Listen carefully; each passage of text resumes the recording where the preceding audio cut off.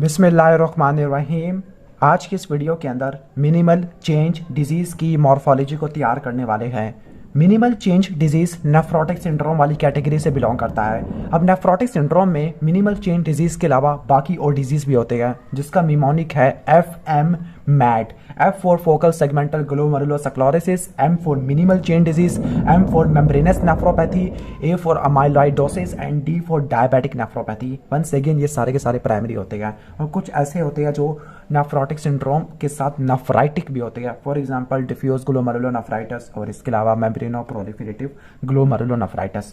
तो इस वीडियो के अंदर मिनिमल चेंज डिजीज की मॉर्फोलॉजी को तैयार करने वाले हैं।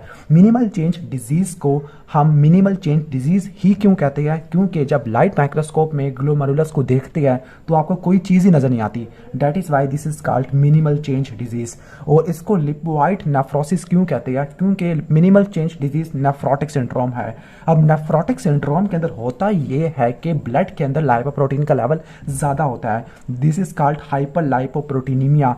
ओके, और जब लाइपोप्रोटीन का लेवल ज़्यादा होता है, ग्लोमेरुलस के डिजीज़ है, तो लिपिड यूरिया भी होता है, यानी लाइपोप्रोटीन फिल्टर हो जाते हैं, कुछ यूरिन में चले जाते हैं। और कुछ लाइपोप्रोटीन की ट्यूबुलर रीअब्जॉर्प्शन होती है, यानी प्रोक्सिमल कन्वोल्यूटिव ट्यूब्यूल के जो सेल है वो इनको रीअब्जॉर्ब कर देते हैं। और जब रीअब्जॉर्ब करते हैं तो ये सेल लिपिड और प्रोटीन से भर जाते हैं। That is why this is called lipoid nephrosis.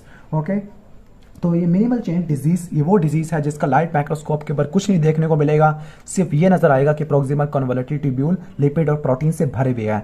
अब इसका जो डेफिनेटिव डायग्नोसिस होता है वो आप इलेक्ट्रॉन माइक्रोस्कोप से देखते हैं। ओके, ठीक हो गया। अब मिनिमल चेंज डिजीज ये वो डिजीज है जो प्राइमरी नेफ्रोटिक सिंड्रोम वाली कैटेगरी से बिलोंग करता है। ओके, बिनाइन डिसऑर्डर है और इसके बारे में चंद बातें याद रखनी है। तमाम नेफ्रोटिक सिंड्रोम मेनली अडल्ट में प्रेजेंट करते हैं, लेकिन ये वाहिद है जो बच्चों के अंदर आता है। मोस्टली, वैसे ज़्यादातर कुछ और भी आ सकता है, लेकिन ये चिल्ड्रन के अंदर होता है। और ये वाहिद डिजीज़ है जो कि क्या करेगा, कोर्टिकोस्टेरॉइड को रिस्पॉन्ड करेगा, उससे ठीक भी हो जाएगा। बाकी कोई भी नेफ्रोटिक सिंड्रोम ठीक नहीं होता, लेकिन ये रिस्पॉन्ड करता है कोर्टिकोस्टेरॉइड की थेरापी को। तो आपने इस चीज़ को भी याद रख लेना है। ओके, तो मिनिमल चेंज डिजीज में होता ही है कि लाइट माइक्रोस्कोप में कुछ नजर नहीं आएगा, लेकिन जब इलेक्ट्रॉन माइक्रोस्कोप पे देखोगे तो जो विसरल एपिथेलियल सेल है, विसरल एपिथेलियल सेल को बोलते हैं पोडोसाइट। पोडोसाइट में इनके फूड प्रोसेस होती है, तो उनके फूड प्रोसेस की क्या होती है, इफेसमेंट होती है। अब इफेसमेंट का मतलब है कि डिस्ट्रक्शन हो जाती है, और ये इफेसमेंट आप कोर्टिकोस्टेरॉइड से रिवर्स कर सकते हैं। तो ये बच्चों के अंदर होता है, अडल्ट के अंदर ये नहीं होता।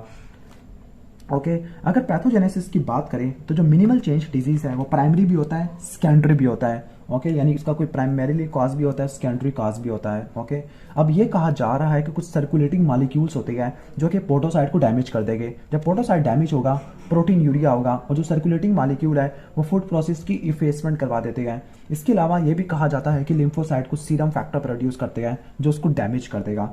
ओके, अच्छा, ये बता रहा था कि ये प्राइमरी भी हो सकता है, सेकेंडरी भी हो सकता है। ओके, यानी कोई प्राइमरी डिजीज हो सकता है या कोई सेकेंडरी डिजीज भी हो सकता है। तो इसका कोई ना कोई इम्यूनोलॉजिकल बेसिस है।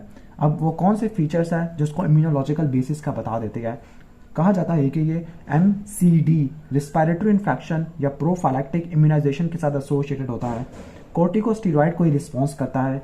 नंबर 3, ये एटोपिक डिसऑर्डर के साथ एसोसिएटेड होता है। एटोपिक डिसऑर्डर में एक्जिमा और रिनाइटिस आ जाएगा। नंबर 4, HLA हैप्लोटाइप के प्रीवैलेंस की वजह से ये डिजीज भी प्रीवैलेंट होता है।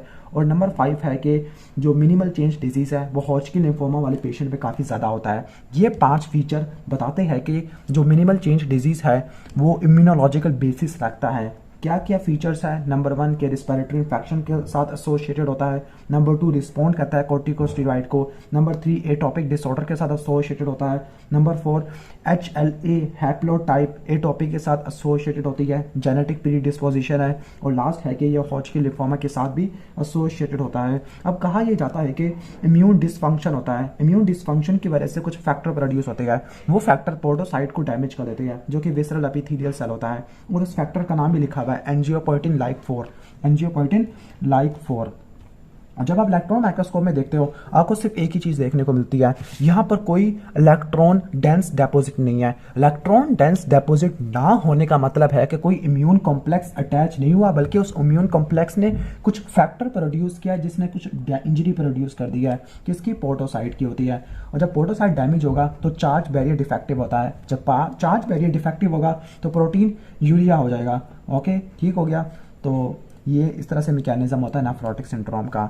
बाकी बता रहा था कि लाइट माइक्रोस्कोप में बिल्कुल नॉर्मल आती है, कोई आपको नजर नहीं आता। जिसकी प्रिंसिपल लीजेंस होती है वो आपको विसरल एपिथेलियल सेल पोडोसाइट में देखने को मिलती है।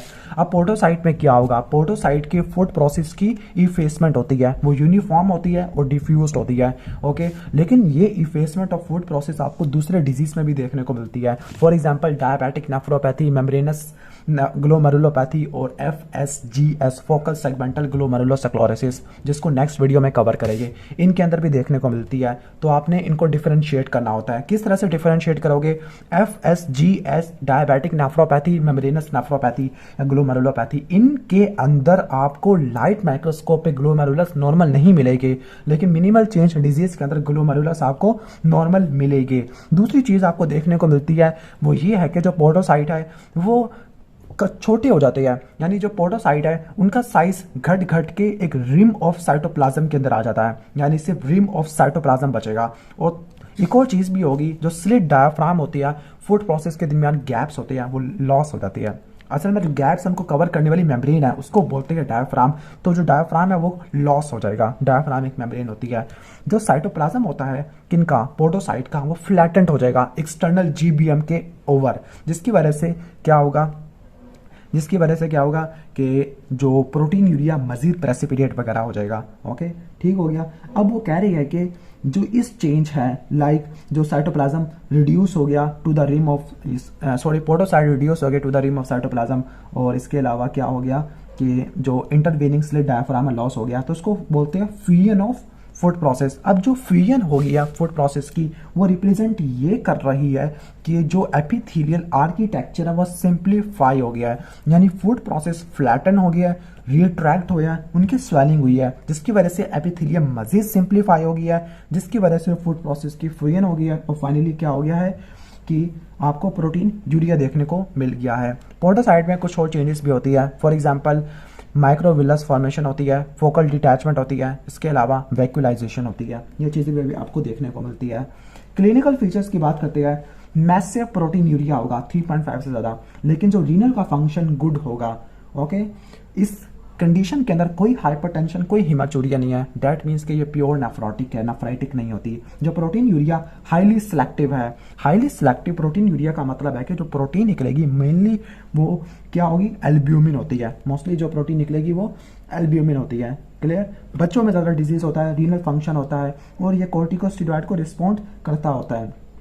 ओके, लेकिन इसका मतलब ये नहीं कि ये अडल्ट में नहीं हो सकता, अडल्ट वगैरह के अंदर भी ये हो सकता होता है। जो मिनिमल चेंज डिजीज अगर अडल्ट के अंदर होता है तो मोस्ट प्रोबेबली वो होजकिन लिम्फोमा के साथ एसोसिएटेड होगा, या दूसरे लिम्फोमा या ल्यूकेमिया की वजह से होगा।